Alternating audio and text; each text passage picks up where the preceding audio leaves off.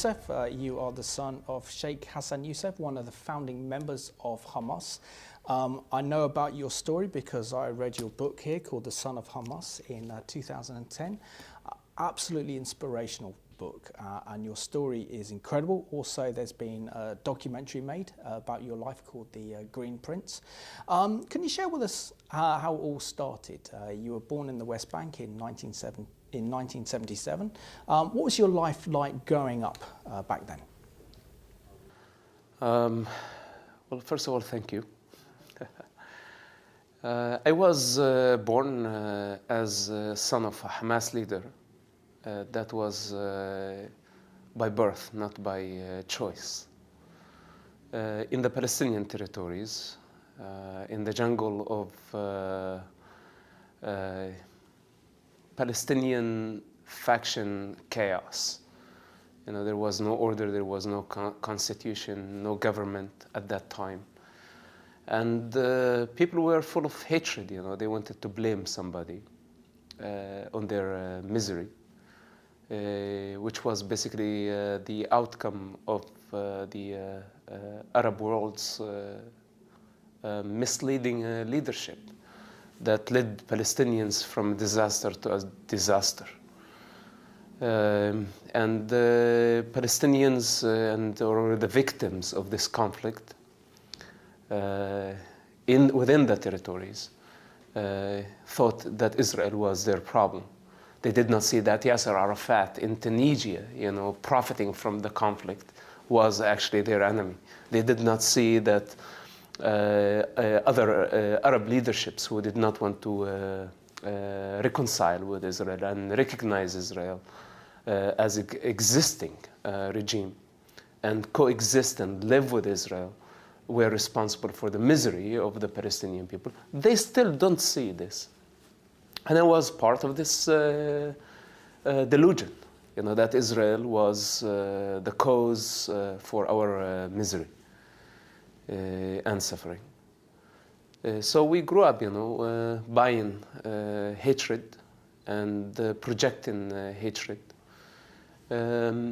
Eventually, and the story is long, you know, how I came to a place where I saw a higher truth.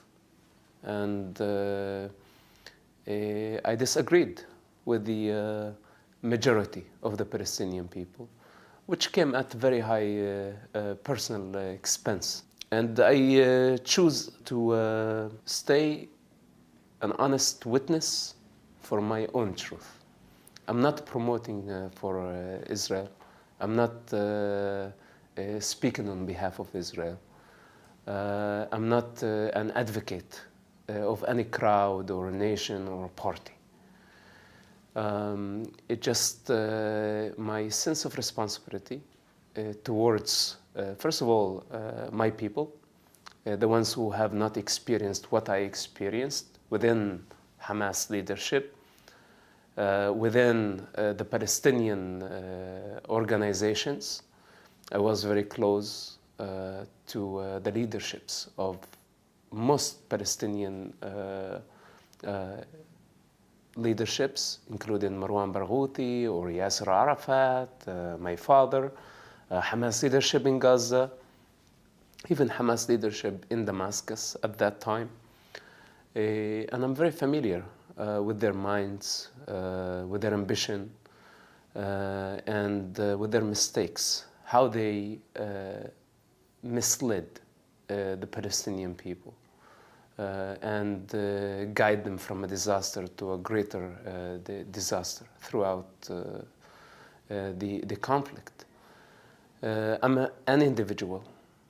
I reshaped myself the way I wanted, even though the majority of my people disagree. But Israel, to me, at the end of the day, is a democratic country. And I prefer democracy over dictatorships. And I think Israel is the only true democratic model in the region. I'm not affiliated with politics. This is not a political statement. This is a fact, and this is a reality. And what we need actually for the region is more models of Israel. Actually, we would like for surrounding countries to learn from Israel. I believe it's not I believe, actually, I know. It's the light of the region. Because democracy, dialogue, human rights, women's rights, animal rights, and so many other ethics and values of the Israeli constitution makes the country advanced and livable, and people from every path of life can coexist with each other. There are Arabs in Israel. You know, they're citizens of the state of Israel. They have rights. They have members in the Knesset. Even though they don't serve in the army, even though they don't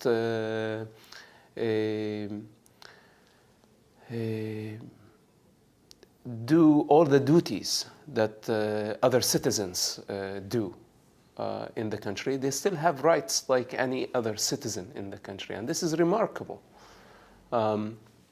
Where are the Jews of the Arab countries? You know? Well, there are mosques, and actually Israel, within its own capital, Jerusalem, does not interfere with the Muslim sites. They're run by Muslim regimes. Like the Jordanians are responsible for the Islamic sites and mosques, and Israel does not interfere and give them absolute freedom to worship, even though they take advantage and they do violence. But in the meantime, let's see how many synagogues, you know, in the Arab world. Where are the synagogues in Jordan, in Iraq, in Saudi Arabia, and other Gulf countries? So practically, there is nothing. There are no Jews. You know, and the world talks about the Palestinian refugees. And we ask question, you know, how about the Jewish refugees, you know, who left everything, their property, their gold, their money, and they lost everything. And they were replaced or relocated somewhere else. What about those people? Aren't they people? So there is definitely a double standard in the way we are discussing the reality of the Middle East. Absolutely. But how did you come to this mindset? Because that is an extraordinary transformation. You know, you were and still are the son of one of the founding members of Hamas. You know Hamas inside out. You know the Palestinian leadership. You know how that you were your mind was poisoned to believe such a narrative. And now you have a completely different perspective. What was the trigger that actually transformed your mindset and saw the truth as you see it? It's by observation, you know. This is what science is all about. You know, we observe and we make sense of what we see. And there are facts. You cannot deny them. You know, of course, people in their political delusion, they can deny things, you know, and they can accuse Israel, and they can praise the predator, you know. The people can say whatever they want to say. I'm responsible for my words, and I speak with the authority of my experience and first-hand observation of the reality, knowing Hamas leadership, knowing Palestinian Authority leadership, and knowing that they are the enemies of the Palestinian people. Israel cares for the Palestinian people more than their own leadership cares. You know, actually, Palestinian leaderships want Palestinian people to die. And that's a reality. It has been like this for so many years. There is no need for them if people don't die. And every now and then they start a war. So for me, you ask me what triggered that? It's an evolution. You know, it's like we grew up witnessing the first Palestinian Intifada. And during the first Palestinian Intifada, you know, I was next to a cemetery, and we witnessed death on a daily basis.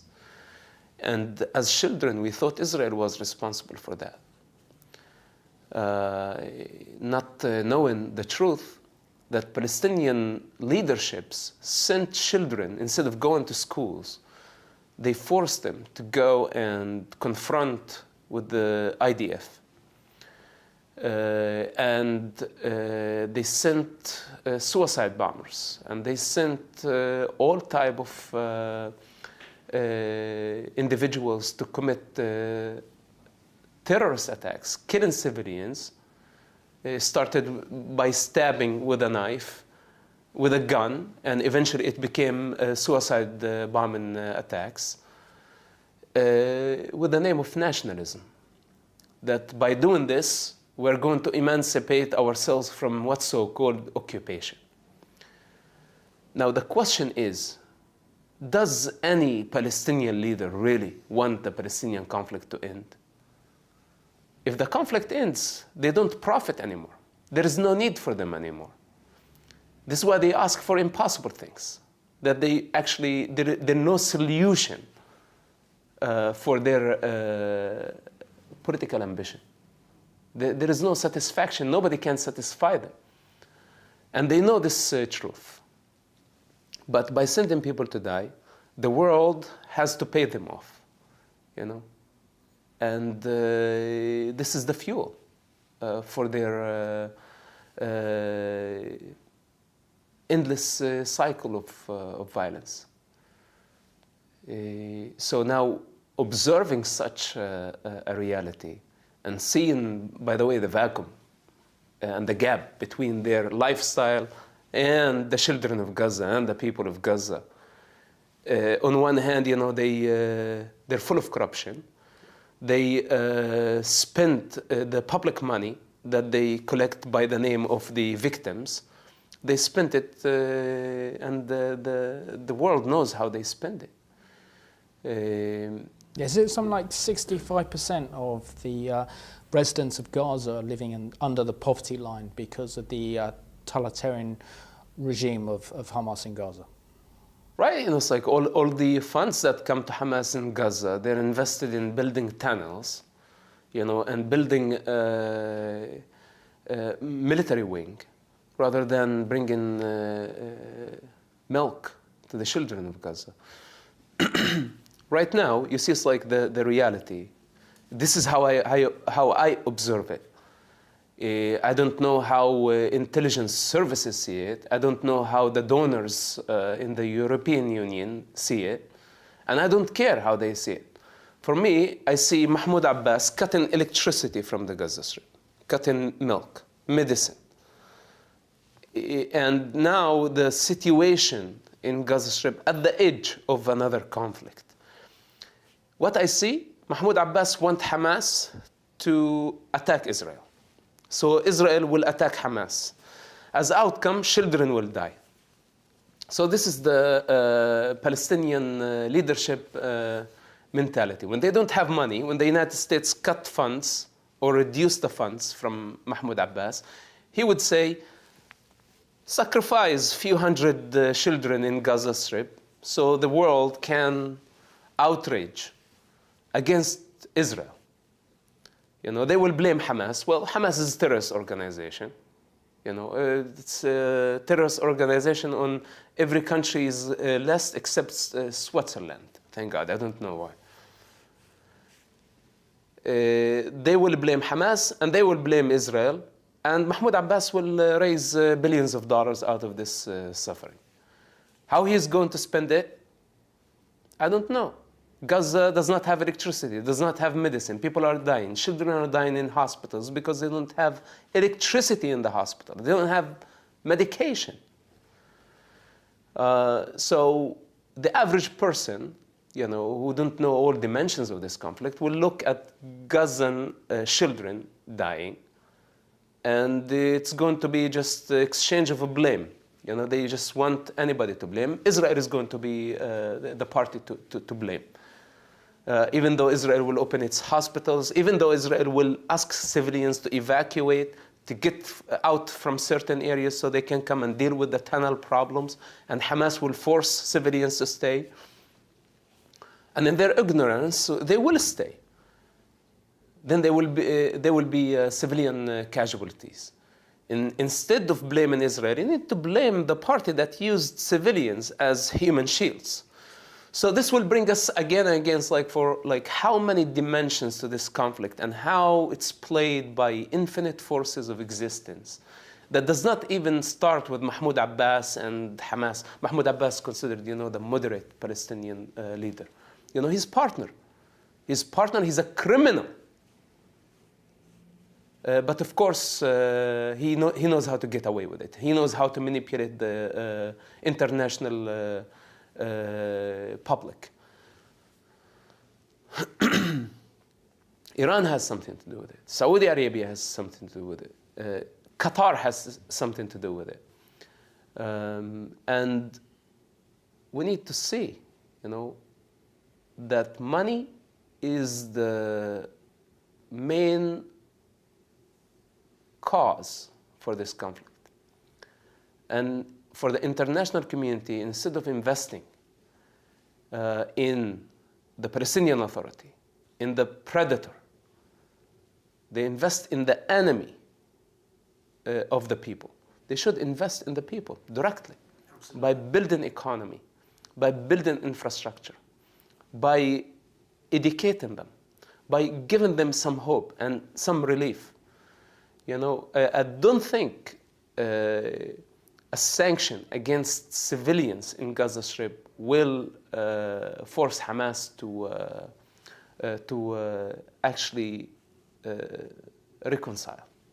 When it comes down to your own personal experiences, Mosab, particularly the fact that you have saved thousands of lives by being an informant for Israel's Shin Bet. You provided intelligence that prevented terror attacks and the assassination of Israeli leaders, and your contribution has been absolutely incredible to actually saving lives. Why did you make that decision to become an informant for the Shin Bet and for Israel, then your enemy? As I told you, this is a long evolution. It did not happen overnight. This very strange phenomena called the Middle East kept on unfolding itself in a very strong way that I could not deny the truth that I have been witnessing. It's not over yet. And the state of confusion, created in the world because of this conflict. The more I witness, the more I observe, the more I'm certain that we are all responsible in a way or another for this conflict. It's a dependent existence, and every party has something to do with this. And this is why I don't like blaming Israel. It's the easiest thing to do. Just blame Israel, what's so-called occupation, which is non-existence. And I say non-existence because Palestinians have the opportunity of being independent. And Israel will definitely help them. Israel has no interest of controlling the Palestinians' lives. They don't take taxations from them. They don't need nothing from the Palestinian people. Actually, the Palestinian people take a lot from Israel. And Israel is willing to give more and more to help them on every level. So again, there is no direct answer to, what really, what was the event that made me believe that Israel is not the problem in the Middle East. It's more of a chain of events. And those events are not over yet. We will live, I will live, and we will witness more and more of this truth. That Israel is not the enemy of the Palestinian people. Israel is not the enemy of the Arab people. Actually, Israel has the power to invade, destroy most of the Arab capitals in matter of hours, if they want to. But they are not doing it. If the picture was the opposite, if any Arab country had the power Israel has, they wouldn't hesitate of destroying the state of Israel. Israel is always at defense, always. 99% of the wars that happen between Israel and Arabians, Israel was at defense. And possibly the only time it launched a war against Egypt, it was also in the understanding of defense. So the world can go on of denying this reality and this truth. But we all will pay a price. And it's time for us to take responsibility, to choose, which side, and I'm not talking about taking side of Israel as a political regime, but taking the side of a successful model that respects the human dignity, respects the human rights, and open for all type of people, for all religions. We have all religions practiced in the state of Israel. And this is another reason, if you ask me why. When I look at Israel and see Christianity practiced freely, Islam is practiced freely. There is a civil constitution that has the upper hand. This is the model that I would like to see in other Arab countries. In the Arab world, the upper hand is for the religious authorities. It's not for a civil constitution. It's to the culture and the unwritten law. This is not good. This is not going to help the human evolution. We need to understand that this is against the evolvement of individuals in the Arab world. This is another reason why I choose to believe in the Israeli model, in the democratic model. In the Arab world, they teach people to believe.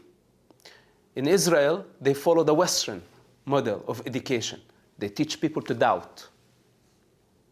And I like to teach people and the generations to doubt, not to believe.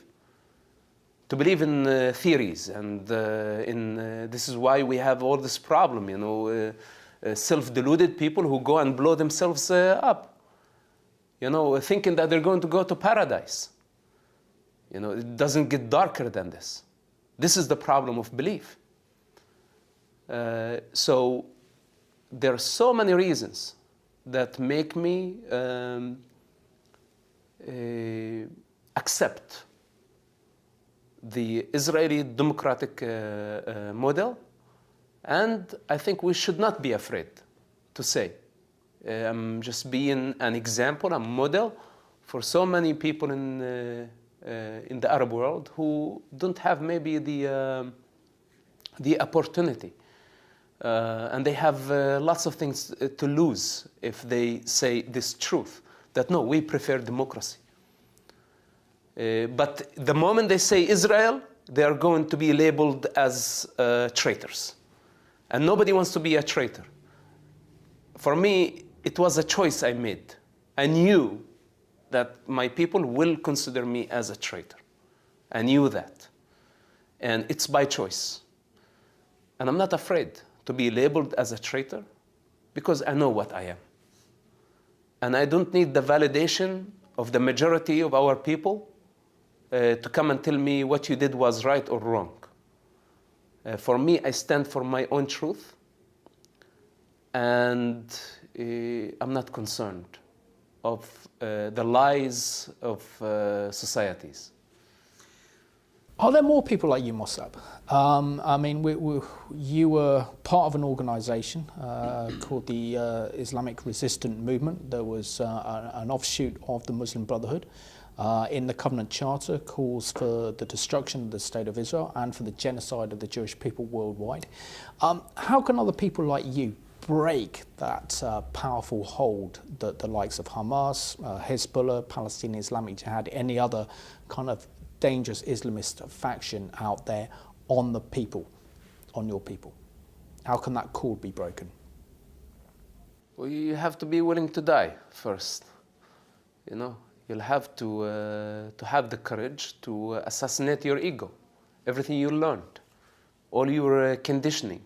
You know, this is a universal problem. That's a human condition that we are facing. And that's why I said I don't take the side of Israel. You know, for me, I see the cosmic picture of where we at in our evolution. You know, have we conquered the human condition? You know, where some individuals are born in a certain environment and they're being conditioned to be sheep. And we are not sheep. You know, man is superior to sheep. Man has responsible towards sheep. You know, but the sheep thinks that the shepherd is their best friend. You know, but the shepherd is basically their worst enemy. He's giving them water and food, but eventually the final destination is the slaughterhouse. And this is the reality of the Middle East and the rest of the world. So now, in our evolution, we need people who have the courage to get out of their sheephood. And this is, it takes a lot. They don't have to copy me. But what we need people to understand and realize their individuality. That, you know, all of us have the potential to create our own reality and decide for ourselves, think for ourselves, and eventually go beyond thinking and beyond mind, beyond conditioning, period. You know, our potential is much higher than man. You know, and our potential is much higher than political and even scientific theories. This is the type of individuality I would like to see everywhere, whether if it's in the West or in the East. But in the meantime, I believe that a democratic climate will create a healthier environment for the individuals to be able to breathe. You know, oppression, and violence, corruption, manipulation will keep many people in darkness. And yes, people are afraid. You know, I was afraid. I was afraid to go against the flow of the society. You think I was not afraid getting into the unknown, writing a book that condemned me, and it was like crucifying myself. So I don't expect from everyone, you know, in that region to go on a suicidal mission like me, you know. I wish they were. I mean, it'd be a more peaceful place. You know, it's like, why? Because basically they can grow in their understanding, you know, of their individuality without having to go and do all the extremes that I did. I don't invite people to do all the extremes. But in the meantime, I'm a living example that even though I went against the society and I've done so many extremes in my life, I lived. I didn't die. It did not destroy me. And many people are afraid. I'm not telling them go against the society, but at least you don't have to be hypocrites. Yeah. Live in that society, but have a higher understanding, you know, and find a creative way, you know, of living without participating and getting involved in the destructive process. One big question I have to ask you, I mean, you really have to read your book to understand what you went through, and what you went through was absolutely incredible. I mean, you must have been at times fearful that you would be found out as an Israeli informant working for the Shin Bet. But why did you decide to go public with your story? Again, that's another brave and courageous decision. It's actually, you know, the daily duty of which part of it was hanging out with suicide bombers.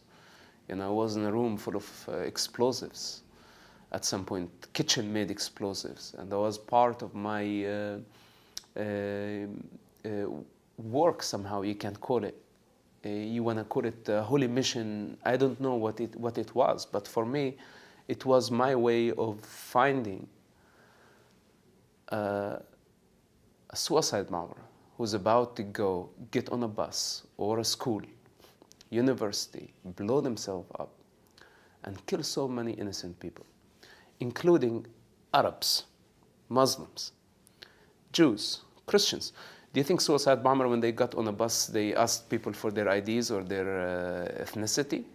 They just blow themselves up.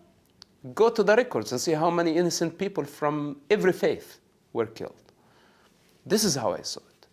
For me, it was not like, you know, informant for Israel, working for Israel, as much as take a responsibility, you know, for whatever my position was in that moment. But all that was nothing comparing to actually telling my parents the truth of what I was doing. Because I could have kept that for as a secret, you know. But by revealing my actions and who I am, not what my society wanted me to be. You know, my society decided for me, even before my birth, that I would be the son of Hamas, son of a top Hamas leader, to go to the mosque, to pray 5 times a day, to become a devout Muslim. You know, this is the expectations of the society. And throughout my journey in the Middle East, I shaped myself in a different way that did not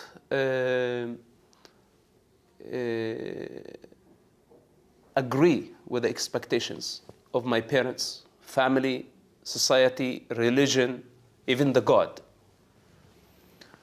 Now, this is great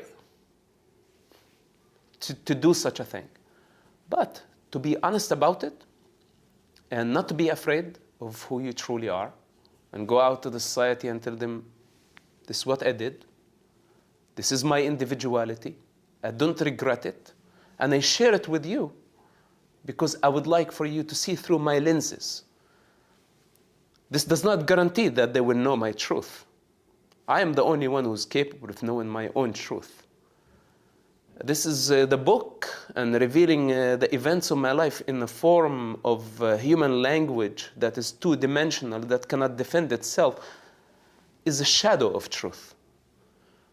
But I made it available for the individuals who are willing to transcend politics, to transcend culture, to transcend human mind, and see a higher truth of what's happening. It came from a place of love, place of responsibility. Nobody forced me to write the book. It was a suicidal mission.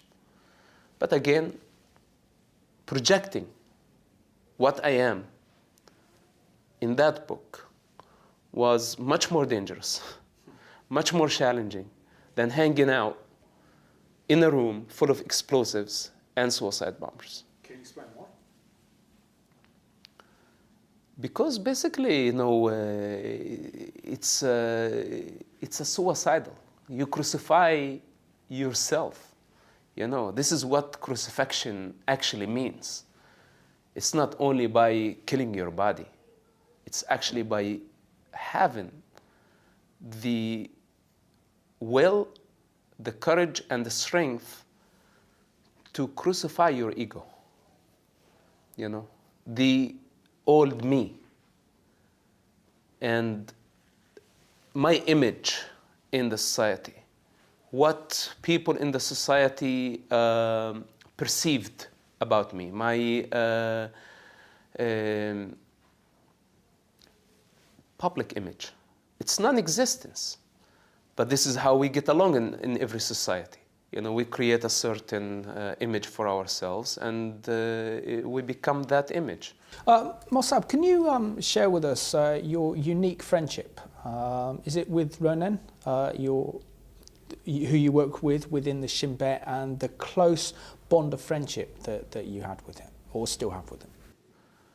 Gonen Ben Ishaq was one of my handlers in the Israeli intelligence, and the man came to witness at my hearing in San Diego when the American government wanted to deport me. They did not believe my narrative. They used the book against me, and that's why I told you it was crucifixion. And they wanted to deport me back to the territories, or maybe some other dangerous location. And Gonen came out to witness at my hearing and tell the truth of what I did for 10 years for humanity, And practically, he saved my life. So if you want to call it friendship, it's up to you.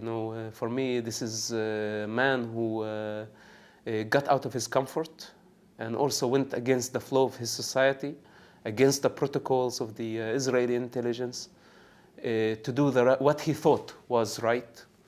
And to me, this is a very high level of responsibility, and a very high level of consciousness, and you have to be fully aware of the circumstances and consequences of such a move, when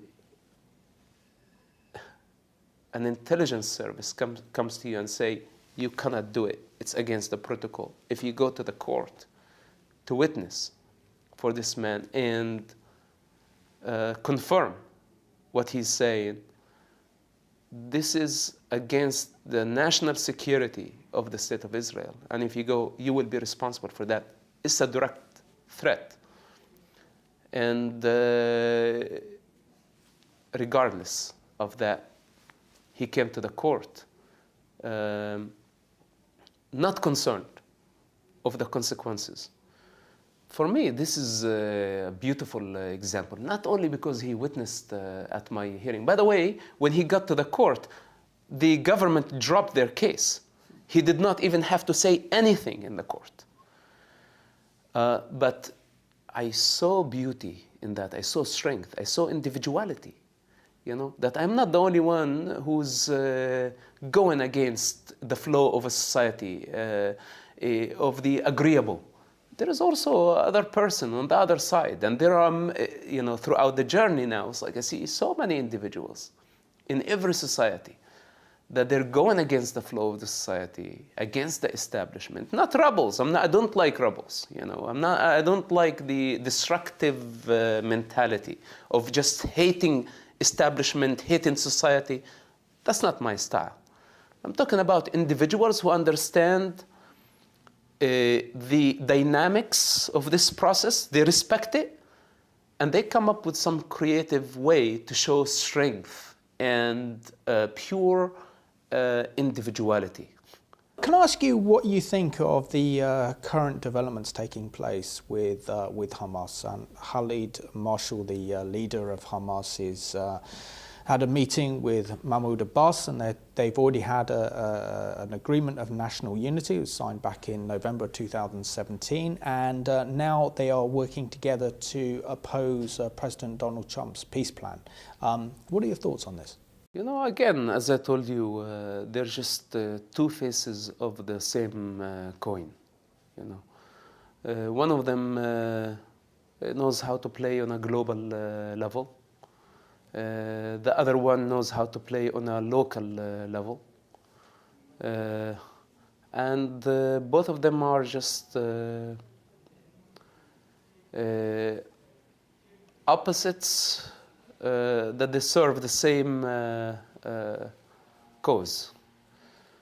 So I don't have respect for any of them. I don't want to take it farther and sound very extreme when I say I don't respect any politician. But this is the reality of the Middle East. And those are very dangerous players. And without conflict, they don't exist. And this is the time for the world powers to realize their game. There is an alternative. And instead of investing, saying, okay, we invest in Mahmoud Abbas versus Hamas, this is what they want. Mahmoud Abbas wants to look the good guy. How? By making Hamas look uglier. The uglier Hamas looks, the more terrorists they are, the more moderate he has become. So I don't think he's better. Do you think this will lead to a third intifada? As I said, we are at the edge. Yeah. And do you think that President Trump, who's taken a completely different approach to his predecessors in confronting this situation, and actually, in a way, saying that I recognise as the President of the United States Israeli sovereignty in Jerusalem, and it's important to get Jerusalem off the table, and just to tackle some of these issues that the West has turned a blind eye to for decades. That is the incitement of your people to hatred and violence. That is funding mass terrorist organisations to carry on and fuel the conflict rather than coming to a genuine peace process, and not engaging with the people on the ground at a grassroots level that are the people that make peace. This might sound right now that I'm pro-Trump, but also I'm not afraid of whatever people are going to think. I think he did the right thing. Because Mahmoud Abbas and the Palestinian leaderships, they just find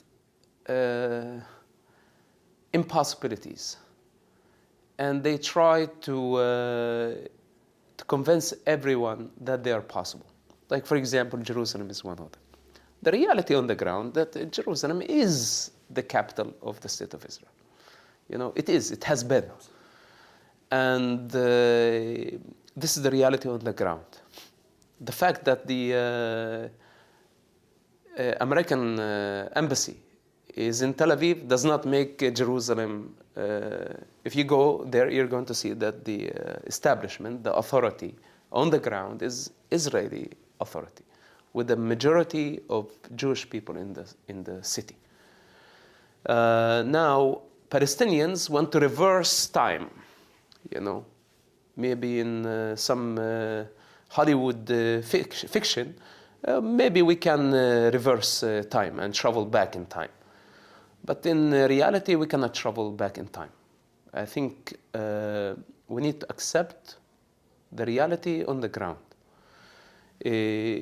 And this is the easiest way towards peace. But Palestinian leaderships want the impossible. Why? Because they want the conflict to continue. The American current administration want basically to get them out of this endless game. Come back to reality. And instead of living out in your idealism, out there far, far away, come back here and see the reality on the ground. It is the capital of the state of Israel. So once you take the card off the table, which basically living in falsehood and living in false hopes and giving public false hopes that, we are not going to be happy, live freely without Jerusalem as a capital. Really? Is this, is this the biggest concern of the Gaza children? They need medicine, they need food, they need education, they need infrastructure, they need freedom. They don't need stones and just like another territory, you know. It's like Jerusalem cannot guarantee the happiness of the Palestinian people or their freedom. So this lie has to come to an end. And this is why Mahmoud Abbas is very mad, you know. They want to fight for something that cannot be achieved. Mosab, the reason that I have the opportunity to interview today is because of the incredible work being carried out by Magin David Adom, and you're their guest speaker for their event tonight. Can you share with us your experiences of Magin David Adom in saving lives, be it Jewish, be it Arab, or whoever? Magin David Adom is basically a humanitarian organization. And again, you know, the region is at the edge, and their work is beyond politics and beyond government. Actually, they're not even funded by the government. And they serve humanity, they serve everyone, including Palestinians, and including actually Palestinian terrorists when they fall. They have like equal treatment. And I think this is one-of-a-kind organization. It's advanced. It uses very advanced technology. And nowadays, they are building a blood bank under the ground in case of disasters, in case of earthquakes, in case of Iranian madness, if they decide to launch thousands of missiles against Israel, which, you know, they already building their bases in Syria. They already gave Hezbollah tens of thousands of missiles. They gave Yemen missiles. They gave Hamas missiles. And Israel is such a small country, and unfortunately, you know, it's a war zone, and we need to be prepared, you know, from a humanitarian point of view. We need to be ready for such a disaster. It's a one-of-a-kind situation, and this organization, the ambulance service in Israel, is one-of-a-kind organization, and they're pro-life, and I support them fully, and there is no way to go wrong with supporting them. As I said, you know, I'm not pro-government. This is something, but this is completely something else. Mosab Hassan Yousef, I just want to thank you so much for giving me this opportunity to interview today. And I found it fascinating. And I just want to thank you for your bravery and your courage to actually confront the truth and not worry about the circumstances. So thank you for all the work that you do for the cause of your people and also for the defense of Israel. Thank you very much. Pleasure.